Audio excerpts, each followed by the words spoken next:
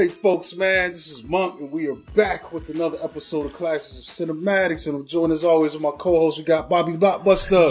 Yo! Yeah, folks, and today we're going to be looking at a film from the master, George A Romero. It's one of his lesser-known films, man, but it does have a cult following, you know. And we're going to be talking about Monkey Shines. And this film came out in 1988. And in this story, an athlete named Allan becomes a quadriplegic after a horrific traffic accident. His friend Geoffrey, who was conducting experiments with monkeys, offers Allan a well-trained monkey named Ella to keep him company and raise his spirits.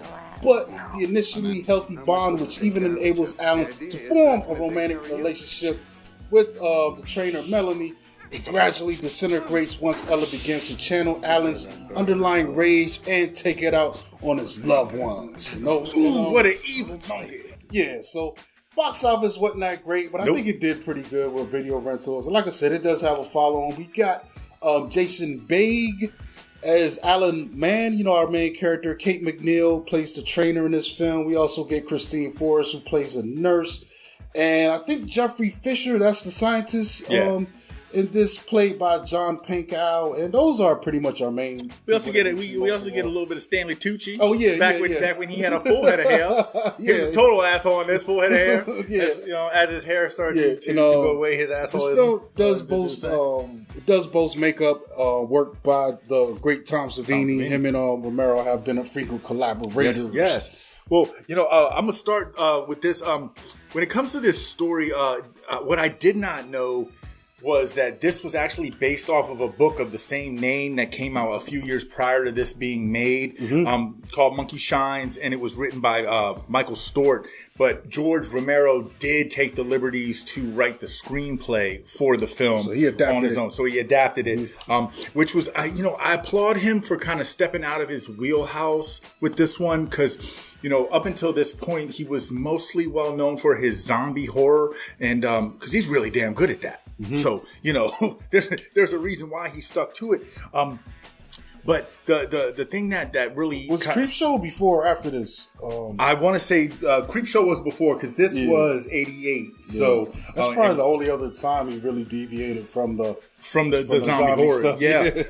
But the cool thing about this is, with him kind of taking a step away from the horror, this is a solid psychological thriller, and it has a lot of layers and heavy concepts, but mainly it showcases the challenges faced by individuals with disabilities and the importance of empathy and understanding by those close to them. You know what I mean? Like, it really puts that on the forefront in every aspect. I mean, and we get this give him props for that, definitely. Yes, because it's heavy. You know what I'm saying? Being in a situation where you're fully mobile, and then due to a tragic event you turn quadriplegic, and I mean, within the first 20 minutes we see my man. He is fully able-bodied. He's out there. I mean, he starts off doing some weird exercise I would never try to do. That's where I'm already laughing at this. I'm not laughing because he's impaired, but this thing is heavy-handed at times, and I think that was one of the moments to show him very mobile and capable. He starts off, he's running. Dude, did you see the exercise he was doing in the morning? What the hell was that, dog? He's doing some crazy shit. So we know this guy enjoys a very mobile, active, athletic life. And before he jogs, he fills a book bag full of bricks. Yeah, and so that's crazy. Just to add more weight.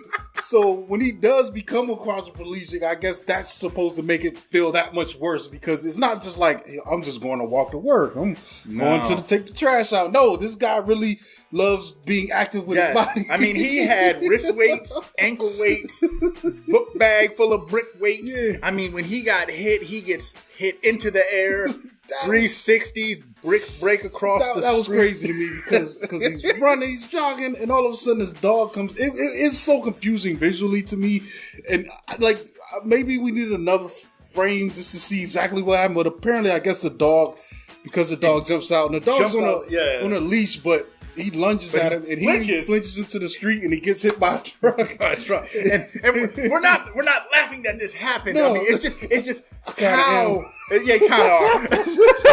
I'm trying to smooth it over, dog. I'm trying really hard, but it's not cool that it happened, but it's just in the way that it happened in the movie world. It's just like, it is wow. really wild. But then they pull us right back into reality with, like I said, with these heavy hitting layers. Like, I mean, my man, you know, not only does he have to now come to grips with what's going on with himself on a personal level, but you know, he has his girlfriend who ends up, you know, leaving him because of the tragic event. Not only does she leave him, but she leaves him for the doctor who could have done a different surgery to make sure that he wasn't quadriplegic in the first place. So, I mean, there's a lot of that going on, and you know,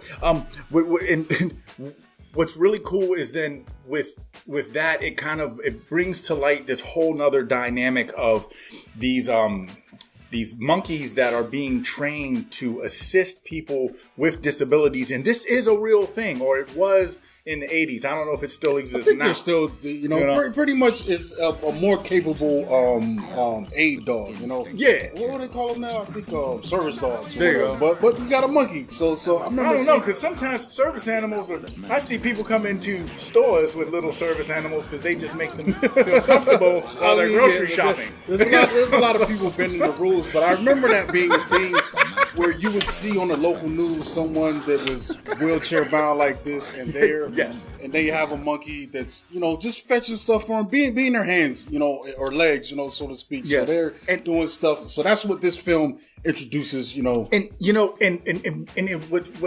okay, this film is a little longer than it has to be. You know what I'm saying? Just to kind of close up this you know, our take on the story before we dive into these characters.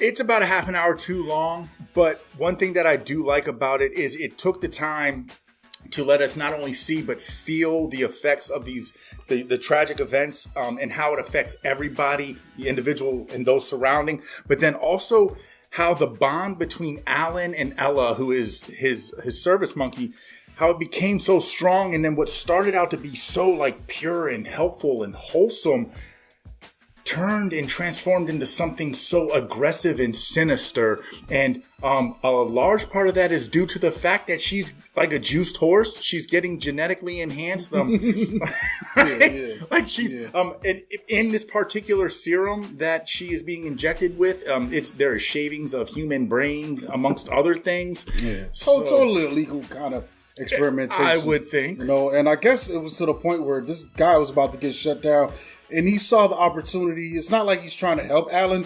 It's more like, I'm trying to continue my experimentation. So he offers Allan the monkey because he knows that's going to, you know, the monkey's going to be away from where the other people can find him doing his legal research. But also at the same time, by putting this monkey with Allan, it's going to develop because of the serum. It's going to, you know, its brain is going to get more advanced and more training because his thought was smart as shit. Yeah.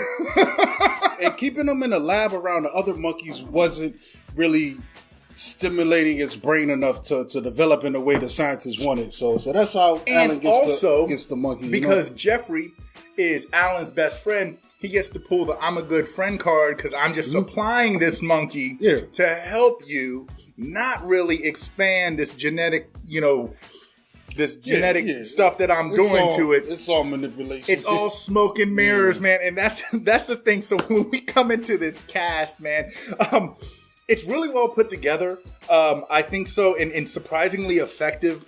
Each particular person really enhances the dynamic of the story and the layers that they bring. Starting off with Allan, played by Jason Beghe. I think he does a really good job as the lead. And he is the foundation that the film is based around.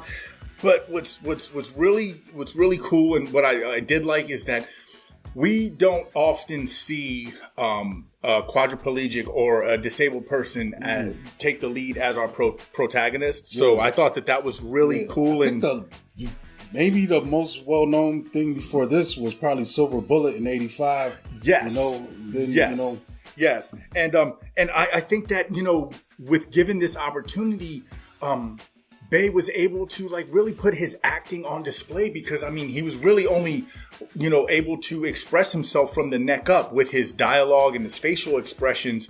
And it really worked. Like in whatever situation he was in, you could really tell when he was feeling senses of joy, frustration, anger, whatever was. I definitely got that, man. That scene where he comes home for the first time and everyone's in the house, I thought that was kind of cool. Just to give us an idea, because like I said, he's the man before this, star athlete. Yes. And all of a sudden he's coming in his room and he's in the chair, no mobility. And people are visibly reacting to him, and he could see it. They're the worst friends ever because they can't. They're like, why would you? But even the ones that aren't babying him, they're just like, oh, you can't sit with us, because there's that moment where he glances over at his girlfriend and her friends, and they're just kind of like, I'm like, dang, but like, why are you even gonna come if you can't put on a show? It's kind of like looking at that. I'm gonna be that dude and be like, look, man, they called me into work today, bro. I can't. Yes, like looking at that scene, you can't tell if it's a coming home party for Allan or a repass, because he just died. Yeah, but you're right. He does a good job of displaying those emotions. He does. And you know what? Everybody else in here, minus Melanie, who is the trainer who actually gives Allan a chance and a shot at love, and she's the only other nice person, good, wholehearted person in this film. Everyone else is a villain. I think his mom was, she was just being a mom, though. I can't blame her. I can't really blame her. I can't really cook her. I was actually about to go in on her a little bit. I can't cook her that bad. I'm not going to cook her that bad, but the mother was not the biggest villain of the list of cast villains, but she did a great job at kind of, portraying herself as the overbearing mother. In her mind, she was just trying to be helpful, be there for her son. And the thing of it is that, she kind of found it very hard, understandably so, to kind of tiptoe around this overwhelming aggression and rage that Allan was feeling due to his situation. So it was hard for her to maneuver through it, but instead of kind of giving him opportunities and times to digest and process and take breaks, she was instead of a press the brake kind of person, she's a press the gas kind of person. And there are two in the world, and we knew which one she was, and that just kind of fueled his flame. Not that he disliked his mom or her approach. It was just like at times it really came off like it was overwhelming for him. Yeah. And she did a great job at like displaying that through this film. I was like, wow, it almost is bothering me seeing him have to go through. It's like, just give my man a break. Like the part where he has to be bathed. Like he was like, Mom, I would just feel more comfortable if the nurse, the caretaker, would just do this. And she's like, boy, don't act like I ain't never seen you naked. He's a grown man. It's kind of like, what? Man, I wouldn't feel comfortable with either one. And that's exactly. This is like, damn, I'm just like, I can't do nothing. I'm like, I'm yes, out. Yes, exactly. Literally. Yeah, ass out, yes. At least they had the decency, because he couldn't move from the neck down, that had the decency to put his hands over his, like sage. When he was sitting in the bathtub in the sling, I was like, damn. Care about me enough to cover me up. This is undignifying, bro. Yes. Yeah, man.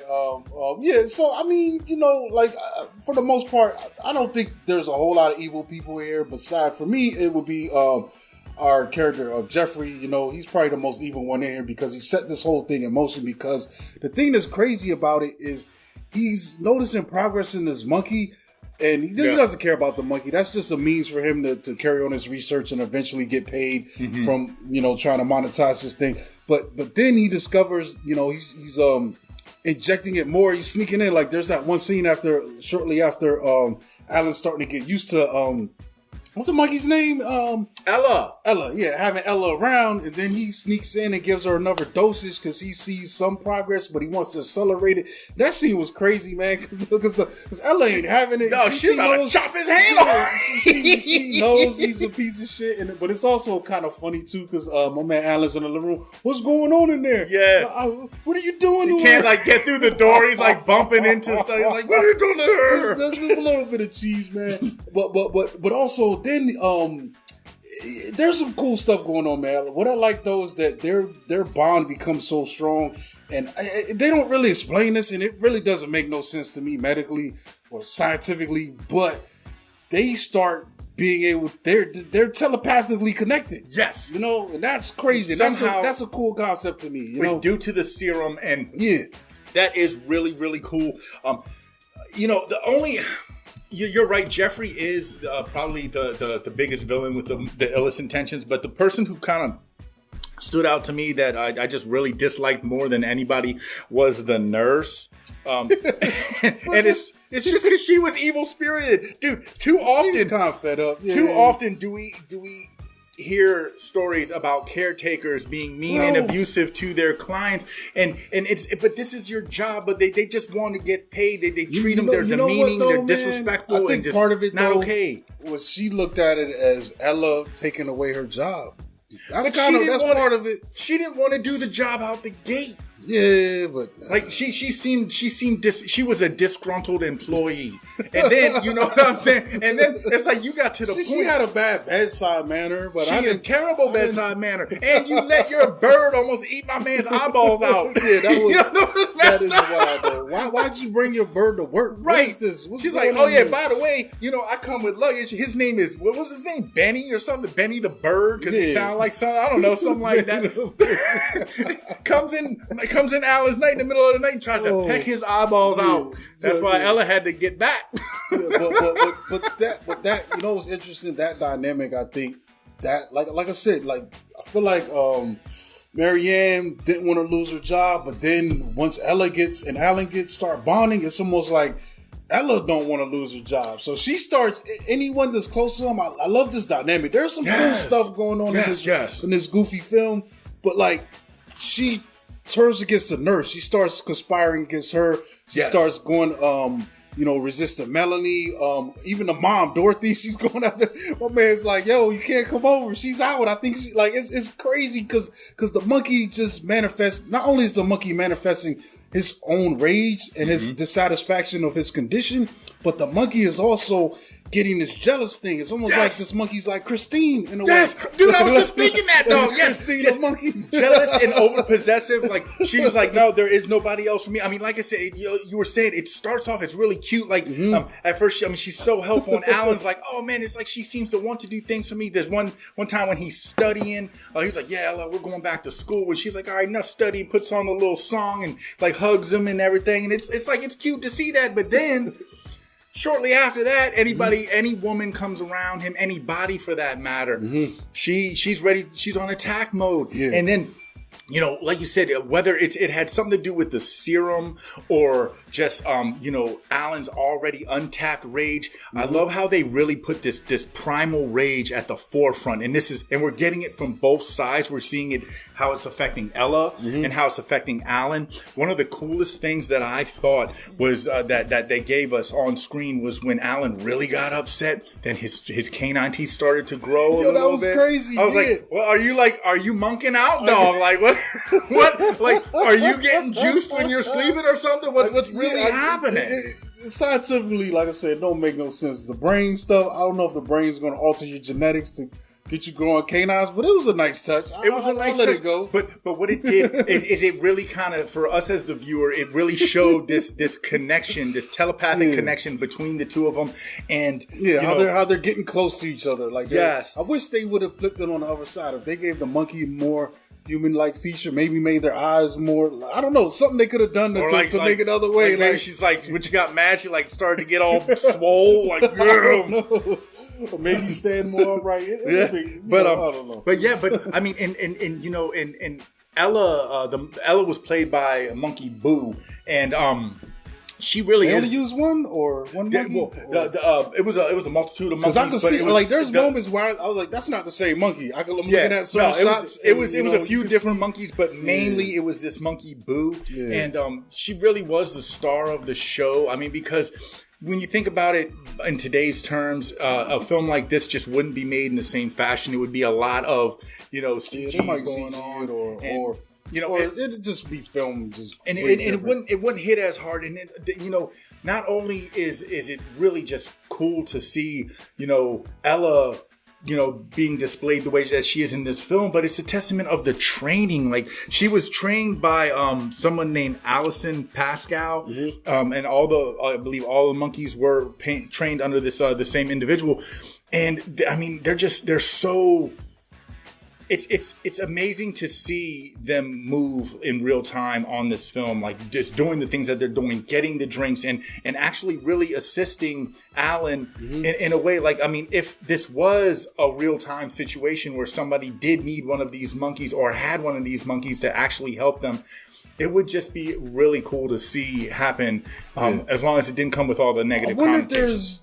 Making of with that kind of stuff out there, making of behind the scenes, because but like I said, man, there's like I was seeing before this movie came out in that era, there were shows like That's Incredible or Ripley's Believe It or Not, or the local news, and sometimes you would just see a segment where there was someone who, real life, example of someone that had this monkey, helping them doing everyday tasks. Absolutely. And it's cool, man. It was one of them things you almost wanted to be a quadriplegic just so you can have a pet monkey. Can have one. And to anyone who's worried about it, this movie, these always get a smile out of me when a movie comes with a disclaimer at the beginning. There were no monkeys harmed while shooting this film, and it was actually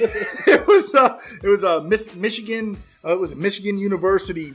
They have a training program, and they assisted heavily in the training of these monkeys, or the inspiration for the training that was done with these monkeys, and the parts that did seem traumatic on screen, like, I don't know, the part where Allan bit Ella in the neck and swung her around like a dog. He hit her with the Conan, when Conan grabbed that poster. I was like, whoa. At least his neck's still strong as shit. Because he was winging her around, dog. But think about it. That's his only way to interact with stuff was with his mouth. So that's it. Man, he got busy. But Tom Savini made four puppet monkeys. So one of those was used to shoot that scene. So no real monkey got mouth manhandled by Allan to create that scene. The only thing I want to speak on with the monkey too is I love the monkey vision, because there's a point where the monkey starts sneaking out at night and just the monkey sneaks out, goes to another house and sets a fire. That's crazy to me. Well, out of rage, trying to keep these people off Allan. You know what I'm saying? So I thought that was cool. But Allan, he's like, yo, I'm having these dreams. I'm out and I'm hanging out with Ella. And like, nah, bro, that's Ella's point of view. I thought that was cool. Her eyes, bro. Her brains.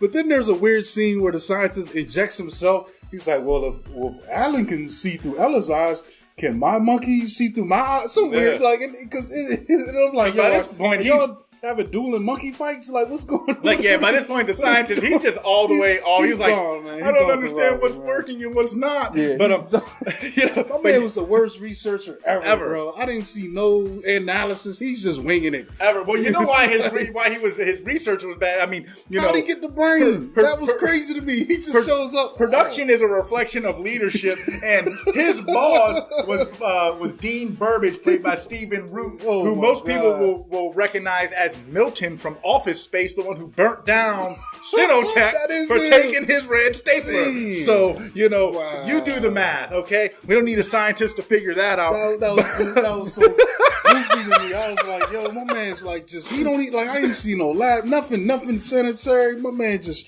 shaving up. Where you get the brains? He's like, yeah, the homie hooked me up with this, man. Got this brain. Got this little piece of it. This little girl died. Let's go put it in some dry ice real quick, get some shavings, get with it, But also, I like the I love, like you said, when it comes to the cinematography, the camera angles and stuff. Not only was the POV great, but I love the close up shots that they have on Ella's face. It really it kind of gives her, like, it humanizes her in a sense. sometimes. It like we almost get some emotion from her, like and the curiosity that she's feeling, or just actually the wherefore to know what's going on, and like to see how her mind's working through her eyes. They're all big, and she's like heavy with the eye contact. I thought that was a really cool touch as well. You know what I mean?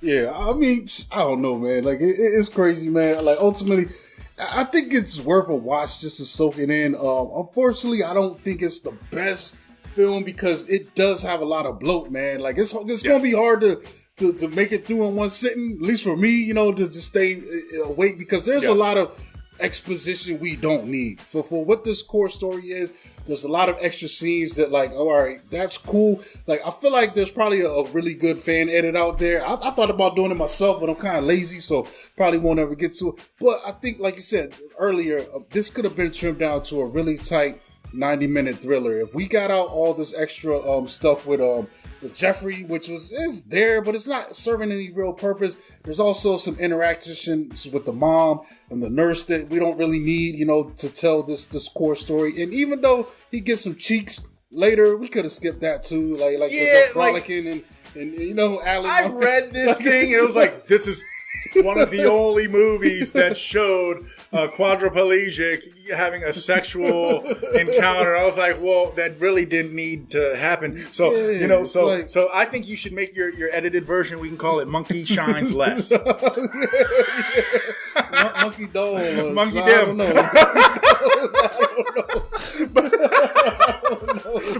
But you know, one other thing that I did want to point out, the score was done by David Shire, and that also does do justice with the film, with hitting on the key points and adding a little bit of extra tension to the tense moments. But I'm with Monk 100%. There was a lot of extra fat that could have been trimmed off, and you know, I don't quote the critics much. Most of the time, I don't even listen to them or read them, read what they have to say. But with this particular one, I read a quote from Ebert, and he said that somewhere beneath this 2-hour film is a 90-minute great film.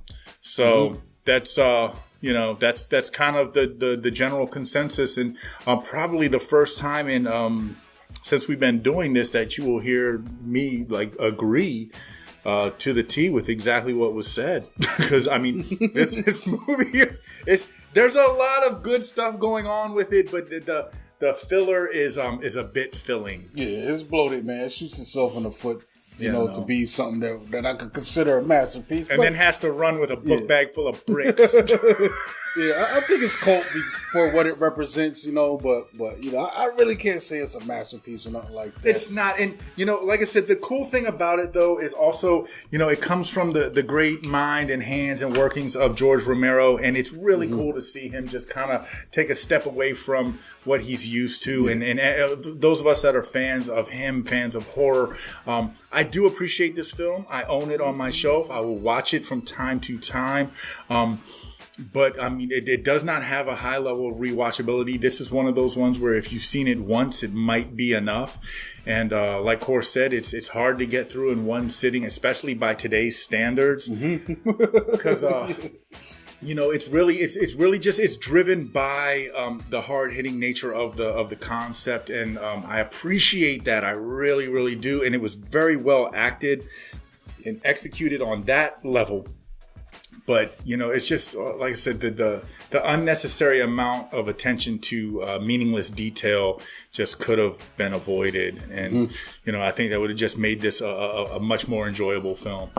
Yeah, I can't say it better myself, man. So, on that note, we out of here, folks, man. Make sure you click the links below if you want to buy some merch to help us out. Matter of fact, I got that on the screen now. So you can just hold up your camera to that little QR code and order, you know what I'm saying?